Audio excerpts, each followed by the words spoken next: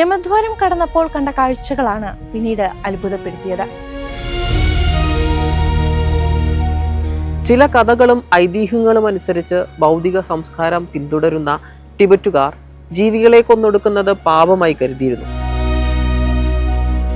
മരണത്തിന്റെ ദേവനായ യമധർമ്മന്റെ കവാടം കടന്നു പോകുന്നതോടെ ഭൗതികമായ എല്ലാ അഹങ്കാരങ്ങളെയും അവിടെ ഉപേക്ഷിച്ച് പുതിയൊരു ജന്മത്തോടെയാണ് ഏതൊരു ഭക്തനും കൈലാസത്തിലേക്ക് കാലെടുത്തു വെക്കുന്നത്.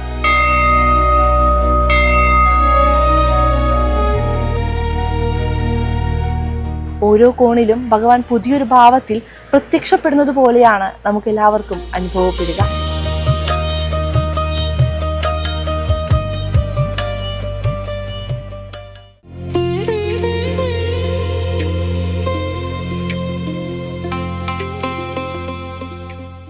നമസ്കാരം. കൈലാസ തീർത്ഥത്തിന്റെ 12ാം അധ്യായത്തിലേക്ക് എല്ലാ പ്രേക്ഷകർക്കും സ്വാഗതം. ഓരോ തീർത്ഥാടകനും തങ്ങളുടെ ജീവിതത്തിൽ എന്തെങ്കിലും ഒരിക്കൽ സാധ്യമാകണമെന്ന് പ്രാർത്ഥിക്കുന്ന, സ്വപ്നം കാണുന്ന ആ മഹാനിമിഷത്തിലേക്ക് നമ്മൾ എത്തിച്ചേർന്നിരിക്കുകയാണ്.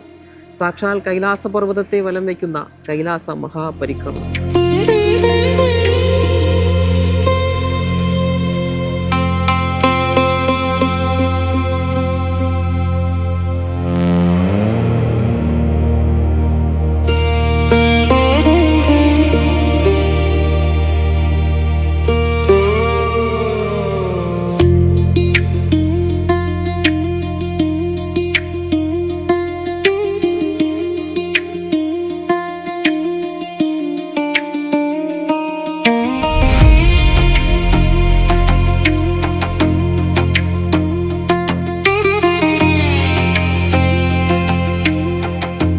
ദാർച്ചനിലെ തണുത്തുറഞ്ഞ ആ പുലർക്കാലത്ത് പ്രപഞ്ചനാഥന്റെ നാമം ജപിച്ചുകൊണ്ടാണ് ഞങ്ങൾ കണ്ണു തുറന്നത്.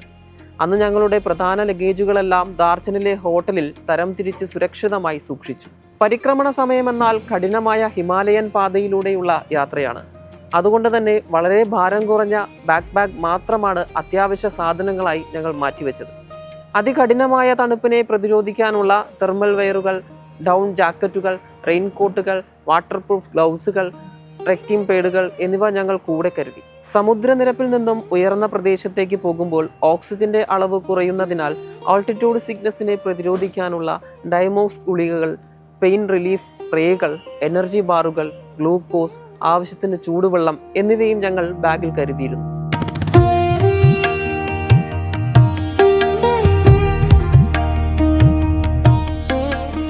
അങ്ങനെ അത്യാവശ്യ സാധനങ്ങൾ പാക്ക് ചെയ്ത് ഷെർപ്പകളുടെ നിർദ്ദേശങ്ങൾ കൃത്യമായി പാലിച്ച് മനസ്സിൽ ഓം നമഃശിവായ മന്ത്രവുമായി ഞങ്ങൾ ദാർച്ചനിൽ നിന്ന് ബസ്സുകളിലേക്ക് കയറി. അടുത്ത ലക്ഷ്യസ്ഥാനം പരിക്രമണത്തിൻ്റെ ഔദ്യോഗിക പ്രവേശന കവാടമായ യമദ്വാരമാണ്. ദാർച്ചനിൽ നിന്ന് ഏകദേശം 8 കിലോമീറ്റർ സഞ്ചരിച്ചാണ് നമ്മൾ യമദ്വാരത്തിൽ എത്തിച്ചേരുന്നത്. വാഹനത്തിൽ നീങ്ങുമ്പോൾ ഒരു വശത്ത് പർവ്വതനിരകളും മറുവശത്ത് വിശാലമായ താഴ്വരയുമാണ് നമ്മളെ സ്വീകരിക്കുക. വീശിയടിക്കുന്ന തണുത്ത കാറ്റ് യാത്രാമധ്യേ തന്നെ നമ്മുടെ ശരീരത്തെ തണുപ്പിച്ചു തുടങ്ങും. ഏതാനും മിനിറ്റുകളുടെ യാത്രയ്ക്കൊടുവിൽ ഞങ്ങൾ ദാർബോച്ചെ എന്നറിയപ്പെടുന്ന യമദ്വാരത്തിൻ്റെ പരിസരത്ത് എത്തിച്ചേരുകയായിരുന്നു. സമുദ്രനിരപ്പിൽ നിന്ന് ഏകദേശം 4750 മീറ്റർ ഉയരത്തിലാണ് ഈ വിശുദ്ധ കവാടം സ്ഥിതി ചെയ്യുന്നത്.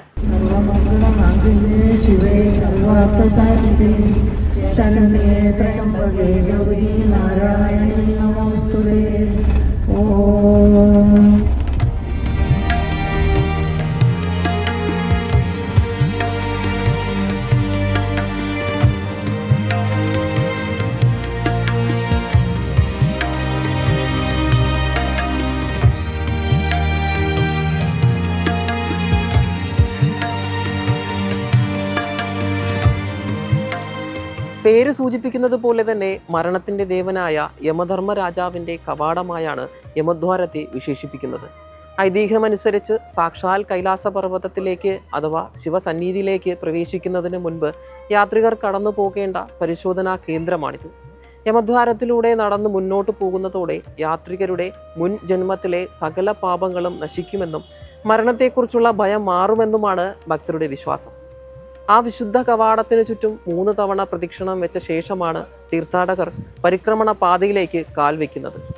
യമദ്വാരത്തിന് മുകളിലായി കെട്ടിയ 7 നിറങ്ങളിലുള്ള ടിബറ്റൻ പ്രാർത്ഥനാ പതാകകൾ കാറ്റിൽ പറക്കുന്ന കാഴ്ചകളും അവിടുത്തെ അന്തരീക്ഷവും ഏതൊരു മനുഷ്യനിലും ഒരു പ്രത്യേക ഭക്തിയും ആത്മീയതയും ഉണ്ടാക്കും.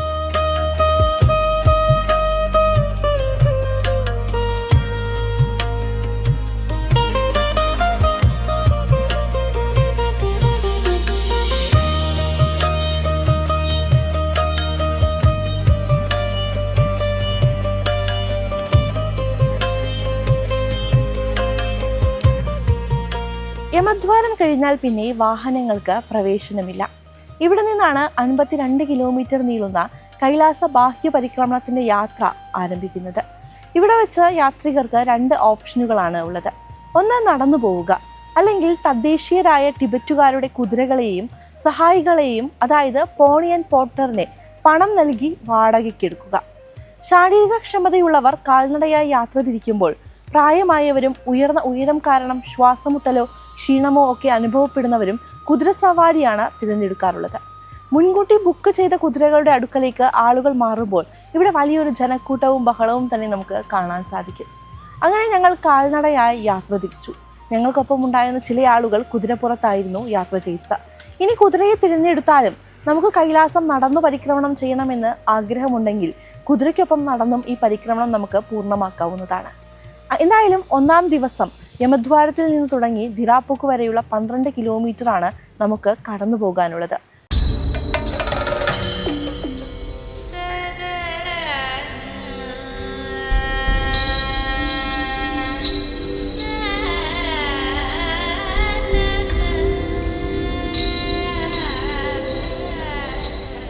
ഈ ഒരു സൗഭാഗ്യമാണ് നമ്മളെല്ലാം തേടിയെത്തിയിരിക്കുന്നത്.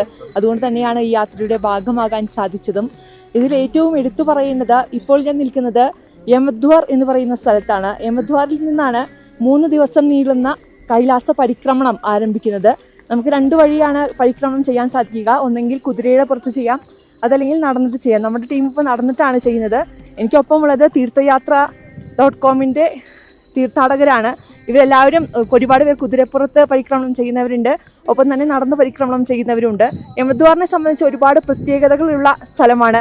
നമുക്കറിയാം, ഈ യമദ്വാർ കടന്നു കഴിഞ്ഞാൽ നമ്മുടെ മുൻജന്മ പാപങ്ങളെല്ലാം തീരും എന്നുള്ളതാണ് ഏറ്റവും വലിയൊരു വിശ്വാസം എന്ന് പറയുന്നത്. എന്തായാലും ഇതിനെക്കുറിച്ച് കൂടുതൽ നമുക്ക് മധുചേട്ടനോട് തന്നെ ചോദിക്കാം. മധുചേട്ടാ, എന്തൊക്കെയാണ് യമദ്വാറിൻ്റെ പ്രത്യേകതകൾ? യമദ്വാർ എന്ന് പറയുന്നത് യമന്റെ ദ്വാർ എന്നുള്ള രീതിയിൽ പറയാം. യമൻ എന്ന് പറഞ്ഞാൽ എന്ന് പറഞ്ഞാൽ നമ്മുടെ പ്രാരാബ്ധ കർമ്മങ്ങളാണ്. നമുക്ക് ഈ ജന്മത്തിൽ തീർക്കേണ്ട കർമ്മങ്ങളാണ് പ്രാരാബ്ധ കർമ്മങ്ങൾ എന്ന് പറയുന്നത്. എല്ലാ ജന്മത്തിലും കൂടി തീർക്കേണ്ടത് സഞ്ചിത കർമ്മമാണ്. അപ്പോൾ യമദ്വാർ എന്ന് പറഞ്ഞാൽ ഈ യമത്തിൽ ചെയ്യേണ്ടത് അവസാനിക്കുന്ന ആളാണ് യമൻ. യമന്റെ ദ്വാരാണ്. അപ്പോൾ യമനോട് പെർമിഷൻ മേടിച്ചിട്ട്, അനുവാദം മേടിച്ചിട്ട് വേണം നമ്മൾ ശിവന്റെ അടുത്തേക്ക് പോകാൻ. അപ്പോൾ ഈ യമദ്വാറിന് 3 പ്രാവശ്യം പരിക്രമണം വയ്ക്കുമ്പോൾ നമ്മുടെ ഉള്ളിൽ നിന്ന് മരണഭയം പോകണം എന്നാണ് അതിൻ്റെ വിശ്വാസം. മരണഭയം എന്ന് പറഞ്ഞാൽ ജനുമൃതികളുടെ രഹസ്യം നമുക്ക് പിടിയിട്ടും നമ്മൾ എന്ന് പറയുന്ന ഈ മനുഷ്യ ശരീരമല്ല, നമ്മൾ ഇനി ആത്മാവിന് നമുക്ക് മരണമില്ലാത്ത ആത്മാവാണെന്ന് തിരിച്ചറിയും. അങ്ങനെ തിരിച്ചറിയുന്ന നിമിഷത്തിൽ ഒരു ജന്മത്തിലെ മരണത്തിനോടുള്ള ഭയം നമുക്ക് അവസാനിക്കും. മാത്രമല്ല, ഇനി തിരിച്ചു വരണം എന്നുള്ളൊരു ആഗ്രഹം കൂടി നമ്മുടെ ഇല്ലാതാവണം. അങ്ങനെയാണ് വിശ്വാസം. അപ്പോൾ കൈലാസത്തിൻ്റെ മുമ്പ് എത്തുന്നതിന് മുമ്പ് നമ്മൾ മനസ്സുകൊണ്ട് ഈ ജന്മത്തിൽ നിന്നും ഈ സംസാര ചക്രത്തിൽ നിന്നും മുക്തി ആഗ്രഹിച്ചുകൊണ്ടാണ് മുന്നോട്ട് പോകുന്നത്. ഇപ്പോൾ നമുക്കറിയാം, യമദ്വാർ കടന്നു കഴിഞ്ഞാൽ പിന്നെ നമ്മൾ ഭഗവാന്റെ സംരക്ഷണത്തിലാണ്. യമകിങ്കരന്മാർക്ക് പോലും നമ്മളെ തൊടാൻ സാധിക്കില്ല എന്നുള്ളൊരു വിശ്വാസമുണ്ട്. എങ്ങനെയാണ് അതിനെക്കുറിച്ച്? നമുക്ക് ജനിക്കുന്നതേ മരിക്കുന്നുള്ളൂ, ജനിക്കാത്ത മരിക്കുന്നില്ല. അപ്പം മനസ്സിൽ നിന്ന് ജന്മത്തിനുള്ള ആഗ്രഹം മോചിതനായ ഒരാളെ സംബന്ധിച്ചിടത്തോളം യമകിങ്കരന്മാരല്ല മറ്റൊരു ശക്തിക്കും തന്നെ അവരെ ഭീഷണിപ്പെടുത്താൻ പറ്റില്ല, അല്ലെങ്കിൽ അവരെ ഭയപ്പെടുത്താൻ പറ്റില്ല. പിന്നെ ആകെ ചെയ്യാൻ പറ്റുന്ന എന്താണെന്നുണ്ടെങ്കിൽ ഭഗവാന്റെ ചരണത്തിലേക്ക് നമ്മൾ പോകാമെന്നല്ലാതെ നമ്മുടെ മുന്നിൽ മറ്റു വഴികളില്ല. പിന്നെ നമ്മൾ മഹാദേവന്റെ ചരണത്തിലാണ്. മഹാദേവന്റെ ചരണത്തിൽ നമുക്ക് ഒന്നിനെയും ഭയപ്പെടേണ്ട കാര്യമില്ല. ഇവിടുന്ന് കഴിഞ്ഞാൽ മരണഭയം വിട്ടാൽ പിന്നെ നമ്മൾ മഹാദേവന്റെ ചരണത്തിലാണ്. ഇനി 3 ദിവസം നീളുന്നതാണ് നമ്മുടെ പരിക്രമണം. അതിൽ 52 കിലോമീറ്ററോളം ദൂരം നമ്മൾ പരിക്രമണം ചെയ്യേണ്ടതായിട്ടുണ്ട്. എങ്ങനെയാണ് അത് 3 ദിവസത്തെ പരിക്രമണം എങ്ങനെയാണെന്ന് കൂടി? 52 കിലോമീറ്ററാണ് കൈലാസത്തിൻ്റെ ഔട്ടർ പരിക്രമണം ആകെ വരുന്നത്. അതിൽ നമുക്ക് 13 കിലോമീറ്ററോളം വാഹന സൗകര്യം ലഭ്യമാണ്. ഇത് ദാർശനിൽ നിന്ന് നമ്മൾ ആരംഭിച്ച്, ബേസ് ക്യാമ്പിൽ നിന്ന് ആരംഭിച്ച് ഇവിടെ യമദ്വാർ വരെയുള്ള 5 കിലോമീറ്റർ നമ്മൾ വാഹനത്തിലാണ് വന്നത്. ഇനി ഇന്നത്തെ യാത്ര 13 കിലോമീറ്റർ അപ്പുറത്തുള്ള ധിരാപ്പുക്ക് ക്യാമ്പിലേക്കാണ്. ഇന്നത്തെ യാത്രയുടെ സവിശേഷത കൈലാസത്തിൻ്റെ 3 മുഖങ്ങൾ കാണാനാവുന്ന ദിവസമാണ്. ആദ്യത്തെ ദിവസത്തെ ട്രക്കിംഗ് തന്നെയാണ് ഏറ്റവും മനോഹരം. ഇപ്പോൾ നമ്മൾ ആരംഭിക്കുന്നത് നിങ്ങൾ കാണിച്ചു കാണും, ഈ തെക്കേ മുഖം കണ്ടുകൊണ്ടാണ് നമ്മൾ ആരംഭിക്കുന്നത്. നമ്മൾ പകുതി വഴി നടന്നു കഴിയുമ്പോൾ നമുക്ക് പടിഞ്ഞാറേ മുഖം കാണാൻ സാധിക്കും. അത് കഴിഞ്ഞ് വടക്കേ മുഖത്തിൻ്റെ മുമ്പിലാണ് നമ്മളിന്ന് യാത്ര അവസാനിപ്പിക്കുന്നത്. അവിടെയാണ് ഇന്ന് രാത്രി ക്യാമ്പിംഗ് വരുന്നത്. അപ്പോൾ അതോടുകൂടി കൈലാസത്തിൻ്റെ 3 മുഖങ്ങൾ നമ്മൾ കണ്ടു. വടക്കുന്നാഥൻ, വടക്കേ മുഖമാണ് നമ്മളെ സംബന്ധിച്ചിടത്തോളം ഏറ്റവും പ്രധാനപ്പെട്ടത്. ഇന്നാണ് നമ്മുടെ ചരൺ സ്പർശം നടക്കുന്നത്. നമ്മൾ ഏറ്റവും അടുത്ത് കൈലാസ പർവ്വതത്തിൻ്റെ അടുത്തേക്ക് പോയി അവിടെ ചെന്ന് നമ്മൾ തർപ്പണം ചെയ്യുകയും പ്രാർത്ഥിക്കുകയും കൈലാസത്തിൻ്റെ പാദസ്പർശം ചെയ്യുകയും ചെയ്യുന്ന ദിവസം എന്നാണ്. നാളെ നമുക്ക് ഇവിടെ നിന്ന് ഒരു 22 കിലോമീറ്റർ യാത്രയാണ് വരുന്നത്. അതിൽ ആദ്യത്തെ ഒരു 10 കിലോമീറ്റർ ദൂരം വളരെ ടഫാണ്. ഡോൾമ പാസ് കയറുക എന്ന് പറയുന്നത് നാളെയാണ് നടക്കാൻ പോകുന്നത്. ഏറ്റവും ഉയരം കൂടിയ ഭാഗമാണ് ഡോൾമ പാസ്. 18,500 അടി ഉയരമുള്ള ഈ യാത്രയിലെ ഏറ്റവും ഉയരം കൂടിയ ഭാഗം ഡോൾമ പാസ് ആണ്. അത് മറികടന്നാൽ പിന്നെ 4 കിലോമീറ്റർ ഇറങ്ങി വന്ന് സാധാരണ പോലുള്ള നിരപ്പായ സ്ഥലത്തേക്ക് എത്തും. എന്നിട്ട് 12 കിലോമീറ്റർ നടന്നാലാണ് സുത്തുൽഫുക്ക് എന്ന് പറയുന്ന ക്യാമ്പിൽ വരുന്നത്. 3-ാം ദിവസം നമുക്കൊരു 6-7 കിലോമീറ്റർ നടക്കുമ്പോഴേക്കും നമ്മുടെ വാഹന സൗകര്യം ഇപ്പോൾ ലഭ്യമാകും. അപ്പോൾ അതോടുകൂടി 3-ാമത്തെ ദിവസം പരിക്രമണം പൂർത്തിയാവും. തീർച്ചയായിട്ടും. അതുകൊണ്ട് തന്നെ എല്ലാവരും വളരെ സജ്ജമായിട്ട് തന്നെയാണ് ഇരിക്കുന്നത്. 3 ദിവസം അതികഠിനമായ ദിവസങ്ങളാണ്. ഭഗവാന്റെ നാമങ്ങളെല്ലാം ചൊല്ലിക്കൊണ്ട് തന്നെയാണ് കൈലാസ പരിക്രമണത്തിനായി നമ്മുടെ ടീം മുഴുവൻ സജ്ജരാകുന്നത്. എത്രത്തോളം ഭയമാണോ അതോ ആത്മവിശ്വാസമാണോ? ഭഗവാൻ കൂടെ ഉണ്ടെന്നുള്ള വിശ്വാസമാണോ? തീർച്ചയായിട്ടും ഭഗവാൻ കൂടെ ഉണ്ടെന്നുള്ള വിശ്വാസം തന്നെയാണ്. അതുകൊണ്ട് തന്നെയാണ് ഇത് വന്നതും, അതുകൊണ്ട് തന്നെയാണ് നടക്കാമെന്ന് തീരുമാനിച്ചത്. എങ്ങനെയാണ് ചേട്ടാ നോക്കിക്കാണുന്നത്? ഇപ്പം നമുക്കറിയാം ഈ യാത്രയിൽ ഏറ്റവും പ്രത്യേകത നിറഞ്ഞ 3 ദിവസങ്ങളാണ് ഇനി മുതൽ നടക്കാൻ പോകുന്നത്. എത്രത്തോളമാണ് അതിനോടുള്ള ഒരു പ്രതീക്ഷകൾ? തീർച്ചയായിട്ടും ഈ ഒരു യാത്ര എന്ന് പറയുന്നത് ഒരു ആത്മാന്വേഷണത്തിൻ്റെ ഒരു യാത്രയാണ്. ഒരു സാധാരണ ഒരു ടൂറിസ്റ്റ് കേന്ദ്രത്തിലേക്കല്ല വന്നിരിക്കുന്നത്. തീർച്ചയായും ഒരു ഈശ്വര സാന്നിധ്യമുള്ള ഒരു സ്ഥലത്താണ് നമ്മൾ വന്നിട്ടുള്ളത്. നമ്മൾ നമ്മെ തേടുന്നു എന്നുള്ളതാണ് വളരെ പ്രധാനപ്പെട്ടത്. ഇത് കഴിയുമ്പം നമുക്ക് നമ്മളെ മനസ്സിലാവും എന്നുള്ളതാണ് പ്രതീക്ഷ. തീർച്ചയായിട്ടും അത് തന്നെയാണ്. ഈ പരിക്രമണം ചെയ്ത് കഴിയുമ്പോഴേക്കും നമുക്ക് നമ്മളെ മനസ്സിലാകും. പരിക്രമണത്തിന് പോയ നമ്മളായിരിക്കില്ല അത് കഴിഞ്ഞ് തിരിച്ചു വരുമ്പോൾ എന്നുള്ളതാണ്. എത്രത്തോളം ആത്മവിശ്വാസമുണ്ട്, എത്രത്തോളം പ്രതീക്ഷയുണ്ട്? ഭഗവാനാണ് നടത്തുന്നത്, നമ്മളതിന് പാത്രമാകുന്നു എന്ന് മാത്രം. എല്ലാം ഭഗവാൻ ചെയ്യുന്നു, പൂർണ്ണമായും സമർപ്പിച്ച് നടക്കുന്നു എന്നുള്ളത് മാത്രമാണ്. തീർച്ചയായിട്ടും അത് തന്നെയാണ്. എല്ലാവരും നാമജപങ്ങളും എല്ലാമായി മുന്നോട്ട് പോയിക്കൊണ്ടിരിക്കുകയാണ്.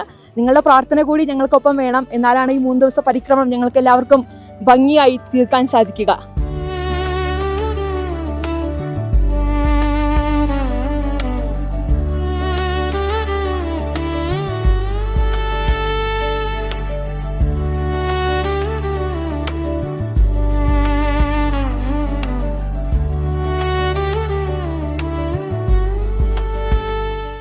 യമദ്വാരം കടന്നപ്പോൾ കണ്ട കാഴ്ചകളാണ് പിന്നീട് അത്ഭുതപ്പെടുത്തിയത്. ടിബറ്റൻ സംസ്കാരത്തിൻ്റെ ഭാഗമായി അവിടെ വെച്ചിട്ടുള്ള യാക്കുകളുടെ ഉണങ്ങിയ തലയൊട്ടികളും അവയുടെ കൊമ്പുകളുമാണ് അത്. കണ്ടതിൻ്റെ കൗതുകത്തിൽ തന്നെ മധുചേട്ടനോട് അതിനെക്കുറിച്ച് കൂടുതൽ ചോദിച്ചറിഞ്ഞു. ടിബറ്റൻ വിശ്വാസപ്രകാരം ദുഷ്ടശക്തികളെയും നെഗറ്റീവ് ഊർജത്തെയും അകറ്റാനും യാത്രക്കാരെ സംരക്ഷിക്കുന്നതിനു വേണ്ടിയുമാണ് യാക്കുകളുടെ കൊമ്പുകളും തലയൊട്ടികളും അവിടെ വെച്ചിരിക്കുന്നത്.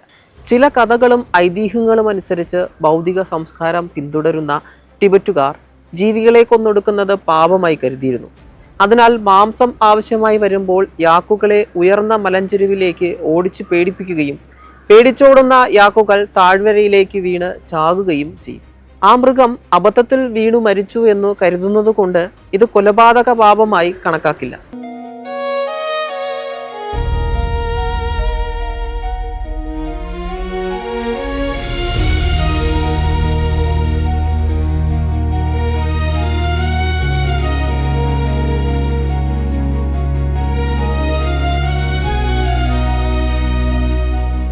അതിനൊപ്പം തന്നെ കാറ്റിൽ വാനോളം ഉയർന്നു പറക്കുന്ന 5 നിറങ്ങളിലുള്ള വിശുദ്ധ ടിബറ്റൻ പ്രാർത്ഥനാ പതാകകൾ നമുക്ക് കാണാൻ സാധിക്കും. നീല, വെളുപ്പ്, ചുവപ്പ്, പച്ച, മഞ്ഞ എന്നീ 5 നിറങ്ങൾ പഞ്ചഭൂതങ്ങളെയാണ് പ്രതിനിധീകരിക്കുന്നത്. ഈ കാറ്റടിക്കുമ്പോൾ അതിലെ പ്രാർത്ഥനകൾ പ്രപഞ്ചമാകെ പടരുമെന്നാണ് വിശ്വാസം. അതോടൊപ്പം തന്നെ യമദ്വാരത്തിന്റെ ചുവരുകളിലും പതാകകൾക്കും ഇടയിലായി യാത്രക്കാരുടെയും തങ്ങളുടെ പ്രിയപ്പെട്ട പരേതരായ ബന്ധുക്കളുടെയും ലാമമാരുടെയും എല്ലാം ചിത്രങ്ങളും ഫോട്ടോകളും നമുക്ക് ആളുകൾ പതിപ്പിച്ചു വെച്ചിരിക്കുന്നത് കാണാൻ സാധിക്കും. തങ്ങളുടെ പ്രിയപ്പെട്ടവരുടെ ആത്മാവിന് നിത്യശാന്തി ലഭിക്കാനും രോഗബാധിതരായവർക്ക് രോഗമുക്തി ഉണ്ടാകാനും വേണ്ടിയാണ് യാത്രികർ ഈ വിശുദ്ധ കവാടത്തിൽ അവരുടെ ഫോട്ടോകൾ സമർപ്പിക്കുന്നത്. മരണത്തിന്റെ ദേവനായ യമധർമ്മന്റെ കവാടം കടന്നു പോകുന്നതോടെ ഭൗതികമായ എല്ലാ അഹങ്കാരങ്ങളെയും അവിടെ ഉപേക്ഷിച്ച് പുതിയൊരു ജന്മത്തോടെയാണ് ഏതൊരു ഭക്തനും കൈലാസത്തിലേക്ക് കാലെടുത്തു വെക്കുന്നത്.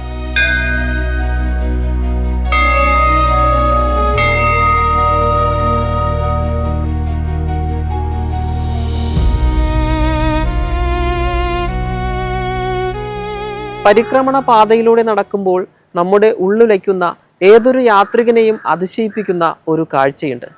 ടിബറ്റൻ ബുദ്ധമത ഭക്തരുടെ അത്യപൂർവ സാഷ്ടാംഗ പ്രണാമം. സാധാരണ ആളുകൾ നടന്നു തീർക്കുന്ന ഈ 52 കിലോമീറ്റർ കഠിനപാത ഇവർ തങ്ങളുടെ ശരീരം മുഴുവൻ തണുത്തുറഞ്ഞ കല്ലിലും മണ്ണിലും നീട്ടി നിവർത്തി കിടന്ന് പ്രണാമമർപ്പിച്ചാണ് കടന്നു പോകുന്നത്. കൈകളിൽ തടിപ്പലകകളും മുട്ടുകളിൽ സംരക്ഷണ കവചങ്ങളും ധരിച്ച് ഓരോ പ്രണാമത്തിനും ശേഷം എഴുന്നേറ്റ് കൈകൾ നീട്ടി തൊഴുതു ദൂരത്തോളം മാത്രം മുന്നോട്ട് നടന്ന് വീണ്ടും നിലത്തു വീണ് പ്രണമിക്കുന്നു. കൈയില്ലാത്തവരും കാലില്ലാത്തവരും എല്ലാം ഇതിൻ്റെ ഭാഗമാണ്.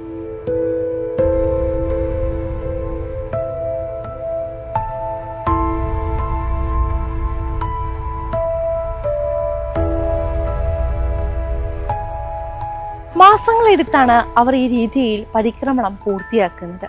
സ്വന്തം ശരീരത്തെയും വേദനകളെയും മറന്ന് പ്രപഞ്ചനാഥന്റെ മുന്നിൽ തങ്ങളെ തന്നെ പൂർണ്ണമായി സമർപ്പിക്കുന്ന ആ ഭക്തി കണ്ടപ്പോൾ നമ്മുടെ ചെറിയ യാത്രാക്ഷീണങ്ങളൊക്കെ എത്ര നിസ്സാരമാണെന്ന് തോന്നിപ്പോയി.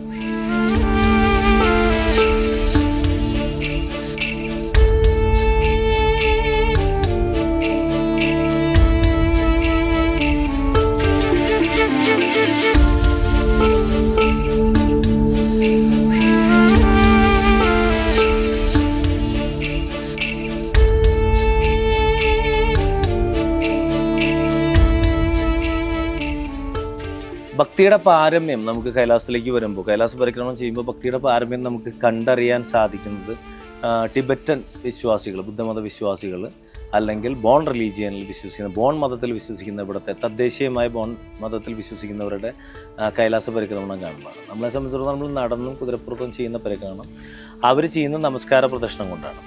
ഒരാൾ നമസ്കരിച്ച് ഒരിക്കൽ നമസ്കരിച്ച് കയ്യെത്തുന്ന ദൂരത്തൊരു വരയിട്ട് അവിടുന്ന് എഴുന്നേറ്റ് നടന്ന് ആ കയ്യെത്തിയ വരയിട്ടോടത്ത് വരെ തിരിച്ച് നടന്ന് അവിടെ വീണ്ടും നമസ്കരിച്ച്, അത്തരത്തിലാണ് പലപ്പോഴും ഇവരുടെ പ്രദക്ഷിണം നടക്കുന്നത്. അപ്പം നമ്മൾ വിചാരിക്കുന്ന പോലെ നമ്മൾ 3 ദിവസം കൊണ്ട് പൂർത്തിയാക്കുന്ന പ്രദക്ഷിണം പൂർത്തിയാക്കാൻ അവർക്ക് ഒരുപാട് ദിവസം വരും. അപ്പോൾ പലപ്പോഴും നമുക്ക് കൃത്യമായ ക്യാമ്പുകളുണ്ട്. ഓരോ സ്ഥലത്തും പോയി ഓരോ ക്യാമ്പുകളിൽ നിൽക്കാവുന്ന രീതിയിലാണ് നമ്മൾ യാത്ര സജ്ജീകരിച്ചിരിക്കുന്നത്. ഇവരെ സംബന്ധിച്ചിടത്തോളം ഈ ക്യാമ്പുകളിൽ എത്തുക എന്നുള്ളത് പലപ്പോഴും പ്രായോഗികമല്ല. അപ്പോൾ അവർ അവരുടെ കയ്യിൽ കരുതിയിരിക്കുന്ന ടെൻറ്റുകൾ ഉപയോഗിച്ചുകൊണ്ട്, ടെൻറ്റുകൾ അടിച്ചുകൊണ്ട് ആ പ്രദേശത്ത് താമസിക്കുന്നതാണ് നമ്മുടെ ശ്രദ്ധയിൽപ്പെട്ടിട്ടുള്ളത്. അവരെ സംബന്ധിച്ചിടത്തോളം ഈ കാലാവസ്ഥ അപരിചിതമല്ലാത്തതുകൊണ്ടും അവർ ശീലമുള്ള ആൾക്കാരായതുകൊണ്ടും അവർക്കത് സാധിക്കും, നമ്മളെ കൊണ്ട് അത് സാധിക്കില്ല.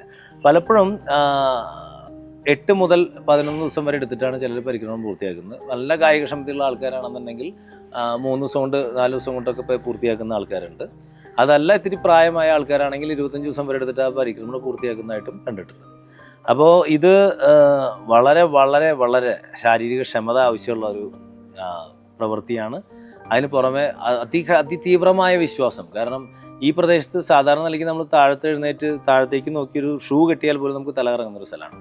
അപ്പോൾ ആ സ്ഥലത്ത് ഓരോ തവണയും നമസ്കരിച്ചതിന് ശേഷം എഴുന്നേറ്റ് നടന്ന് വീണ്ടും നമസ്കരിച്ച്, എഴുന്നേറ്റ് നടന്ന് വീണ്ടും നമസ്കരിച്ച് എന്നുള്ള രീതിയിൽ ചെയ്യാന്ന് പറയുമ്പോൾ അത് വളരെ വളരെ വളരെ കഠിനകരമായിട്ടുള്ള ശാരീരിക ക്ഷമത ആവശ്യമുള്ളൊരു സംഭവമാണ്. അപ്പോൾ ഈ നമസ്കാര പ്രദക്ഷിണം നമ്മളെ സംബന്ധിച്ചിടത്തോളം ഏറ്റവും വലിയ പ്രചോദനമാണ്. കൈലാസത്തിലേക്ക് പോകുമ്പോൾ ശാരീരിക പ്രശ്നങ്ങൾ പറഞ്ഞ് പരാധീനതകൾ പറഞ്ഞിരിക്കുന്നവരെ സംബന്ധിച്ചിടത്തോളം ഏറ്റവും വലിയ പ്രചോദനമാണ്. ഇനി ഇതേ സമയം തന്നെ ബുദ്ധമത റിലീജിയനിൽ പെട്ടിട്ടുള്ള ആൾക്കാരാണെങ്കിൽ, അവർ ബുദ്ധമതത്തിൽപ്പെട്ടുള്ള ആൾക്കാരാണെങ്കിൽ നമ്മളെപ്പോലെ തന്നെ പ്രദക്ഷിണം ചെയ്യുമ്പോൾ തിരിച്ച് ക്ലോക്ക് വൈസ് പ്രദക്ഷിണം ചെയ്യുമ്പോൾ ആൻറ്റി ക്ലോക്ക് വൈസിലാണ് ബോൺ റിലീജിയൻകാർ ചെയ്യുന്നത്. ബോൺ റിലീജിയൻകാർക്ക് നമസ്കാര പ്രദക്ഷിണം പൊതുവിൽ കാണാറില്ലെങ്കിലും അപൂർവമായി ചെയ്യുന്ന പലരെയും നമ്മൾ കണ്ടിട്ടുണ്ട്. ബോൺ റിലീജിയനിൽ നമസ്കാര പ്രദക്ഷിണം ചെയ്യുന്നുണ്ട്. ഇതിനൊരു സ്റ്റാർട്ടിംഗ് പോയിന്റ് ഉണ്ട്. നമുക്ക് ദർശനിലെത്തുന്നതിന് മുമ്പ്, ദർശനോട് അടുത്ത് വരുന്ന സ്ഥലത്തായിട്ട് അവർക്കൊരു സ്റ്റാർട്ടിംഗ് പോയിന്റ് ഉണ്ട്. അവിടെ നിന്നാണ് അവർ സ്റ്റാർട്ട് ചെയ്യുക. അവിടെ വന്ന് അവർ പൂജ ചെയ്തുകൊണ്ട് അവസാനിപ്പിക്കുക ചെയ്യുക. അതാണ് ഭക്തിയുടെ പാരമ്യത്തിൽ നമുക്കിവിടെ കാണാൻ പറ്റുന്ന ഏറ്റവും നല്ല മനോഹരമായ കാഴ്ച.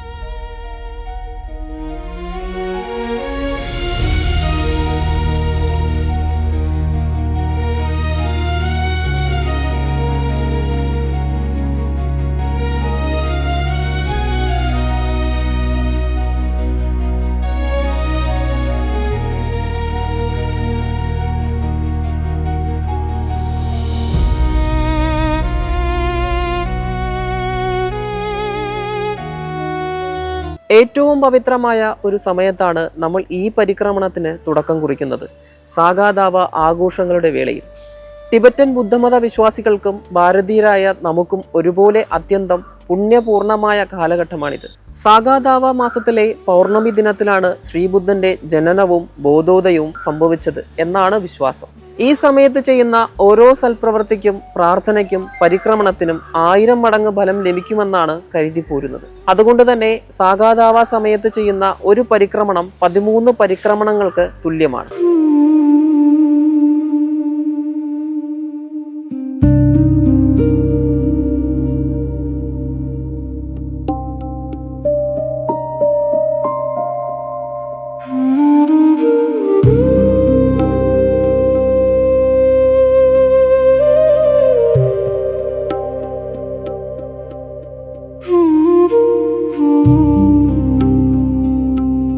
ഈ 12 കിലോമീറ്റർ യാത്രയിൽ പ്രകൃതി നമുക്ക് മുന്നിൽ തുറന്നു വയ്ക്കുന്ന ഏറ്റവും വലിയൊരു അത്ഭുതം എന്തെന്നാൽ കൈലാസ പർവ്വതത്തിന്റെ വ്യത്യസ്ത കോണുകളിൽ നിന്നുള്ള ദൃശ്യങ്ങൾ തന്നെയാണ്.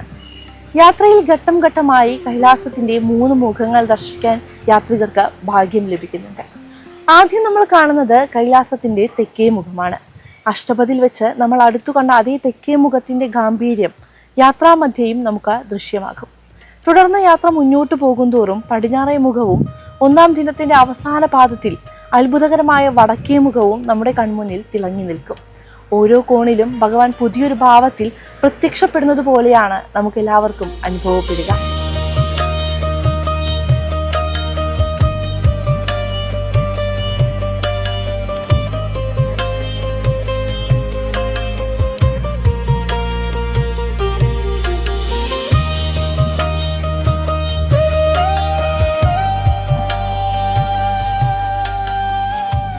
കുതിരപ്പുറത്തു കയറിയാലും കാൽനടയായി നടന്നാലും പ്രകൃതിയുടെ കഠിനമായ പരീക്ഷണങ്ങളെ നമ്മൾ നേരിടേണ്ടതുണ്ട്.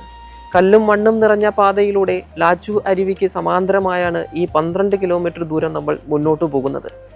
യമദ്വാരിൽ വെച്ച് തന്നെ നമുക്ക് കൈലാസത്തിന്റെ തെക്കേ മുഖം കാണാൻ സാധിക്കുമെന്നതാണ്.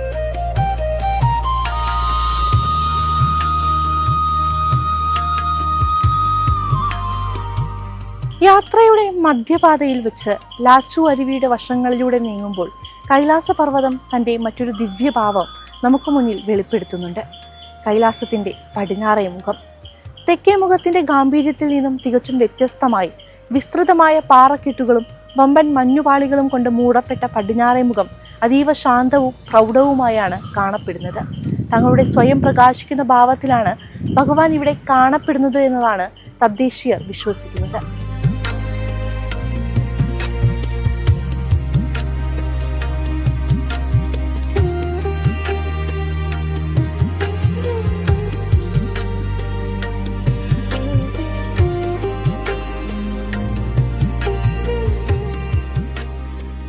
യമദ്വാരം പിന്നിട്ട് ഏകദേശം 6-7 കിലോമീറ്റർ സഞ്ചരിച്ചു കഴിയുമ്പോൾ യാത്രികർക്കായി ലളിതമായ ഉച്ചഭക്ഷണവും വിശ്രമ കേന്ദ്രങ്ങളും ഒരുക്കിയിട്ടുള്ള ടീ ഹൗസുകൾ നമുക്ക് കാണാം. പക്ഷേ ഞങ്ങൾ ഉച്ചയ്ക്കുള്ള ലഞ്ച് കയ്യിൽ കരുതിയിരുന്നു. ആപ്പിൾ, ചോക്ലേറ്റ്, ബിസ്ക്കറ്റ്, ജ്യൂസ് എന്നിവയാണ് ഞങ്ങൾ കൊണ്ടുപോയത്. ഇതുകൂടാതെ ധാരാളം ചോക്ലേറ്റ്സ്, നട്ട്സ് തുടങ്ങിയവയും കയ്യിൽ അധികമായി കരുതിയിരുന്നു. പക്ഷേ ഈ യാത്രയിൽ വിശപ്പ് തോന്നുന്നത് വളരെ കുറവാണ്. അതുകൊണ്ട് തന്നെ ഇതെല്ലാം കഴിക്കാനും നമുക്ക് സാധിക്കണമെന്നില്ല. എന്നിരുന്നാലും മധുചേട്ടൻ യാത്ര തുടങ്ങുന്നതിന് മുൻപ് പറഞ്ഞ പോലെ 15 മിനിറ്റിൽ വെള്ളവും 1/2 മണിക്കൂറിൽ ചോക്ലേറ്റും കഴിച്ചുകൊണ്ടേയിരുന്നു.